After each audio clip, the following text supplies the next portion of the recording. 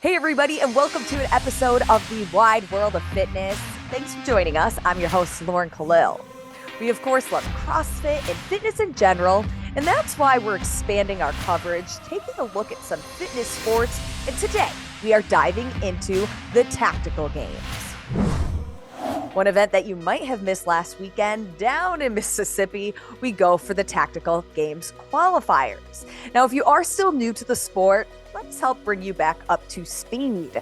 For starters, the Tactical Games are a test of both skill and readiness of tactical athletes from all backgrounds to compete against the best in the world to find weaknesses and test gear in the most stressful environments that a competition can offer. While points allotted in competition favor those with better shooting skills, fitness also plays a major role in the sport, which is why we're starting to see a handful of CrossFit athletes dip their toes into the sport. Names like Margot Alvarez, Jacob Hepner, and Calarita Key have competed in these events as the sport continues to grow, still in its early stages. The Meridian Qualifier took place down in Meridian, Mississippi, as numerous athletes tested their fitness and tactical experience. So let's take a look at the regional podium finishers. The women's elite podium, standing on top, 2018 CrossFit Games athlete E. Church, and second, Lupe Hernandez, followed by the 2021 Tactical Games Women's Elite Champion, Megan Kennedy, in third. For the men's elite podium, Sal Hernandez, a decade-long police officer and current 6-year on the SWAT team, he took the gold, followed by Tim Szymanski, second, and Forrest Smith in third. Congratulations to all those who competed, and good luck in the rest of their very busy and long season. I was able to catch up with the owner of the Tactical Games, Jared Halbert, who also owns a CrossFit affiliate just outside of the Austin, Texas area. He walked me through some of the basics of the sport and even how CrossFitters are starting to become more involved. So Tactical Games is a sport or a game it combines fitness and shooting kind of in a way that hasn't been done before. So I would say the fitness is more strongman mixed with CrossFit, meaning there's really no cyclical movements that we're doing, stuff like that. It's odd object moving at a high intensity, but obviously not near as heavy as the strongman implements are. And then shooting, marksmanship is a big part of it. And action shooting is another part of it. So shooting for speed, shooting for accuracy, running, lifting, it's just about everything is covered in it. So with all of those different elements, how is like a competition or an event structured? The regional events are 2-day events. There's a Saturday and Sunday. There's three stages is kind of what we call them, but 3 different events each day with a floater in every day. One of the floaters will be a shooting only. The other one is typically a physical only. And then the 3 events each day, one will be strength biased, one is running biased, and then one is kind of a metabolic conditioning type event. And all 3 of them have shooting ranging from up close to 300-400 yards.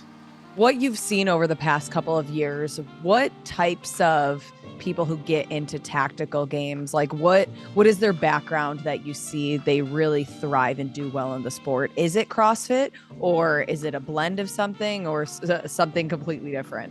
Obviously, the Hepner, who's become a really good friend of mine, he came into the sport and he ended up doing really well.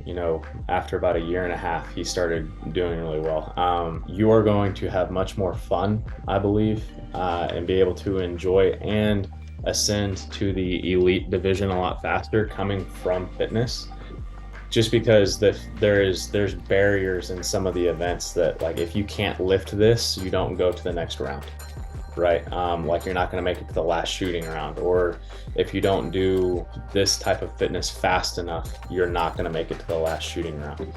So sometimes for the professional shooters that are coming in and they don't make it to those last rounds, that's kind of disheartening. But for the CrossFitters, the fitness is not the issue there. And they would not have as much fun competing in the lower divisions because they're just not going to make it physically it's not going to be hard at all for them, right? So they end up having a lot more fun just going into the elite division, because nobody really sees what you're doing when you're shooting. Like the target's really far away, so nobody knows that you aren't hitting anything until so you look really good while you're doing it, but your score may not reflect it at the end. Thanks, Jared. Definitely a sport I'd love to give a try sooner rather than later. And as I mentioned before, the Meridian Qualifier in Mississippi was on February 18th and 19th. They crowned Amy Church, Sal Hernandez as the elite champions.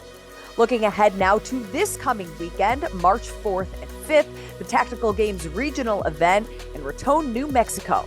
It will be held at the world-famous Whittington Center, more than 33,000 anchors and 25 ranges devoted to shooting for any kind of discipline.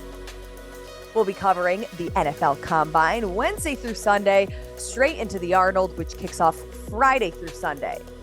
As always, Time Cap giving you all of the headlines that you might have missed during the week will air on Wednesday. And then it's the final week of the CrossFit Open. I can barely believe it. Our 23.3 preview show that will air on Thursday at 6 a.m. Pacific, 9 a.m. Eastern. Make sure you guys check out the Talking Elite Fitness podcast and become a Patreon for exclusive content so you don't miss a second of everything happening in the sport of fitness. That's it for the wide world of fitness. From everyone here at Talking Elite Fitness, I'm Lauren Kalil. Thanks so much for joining us, and we'll see you next time.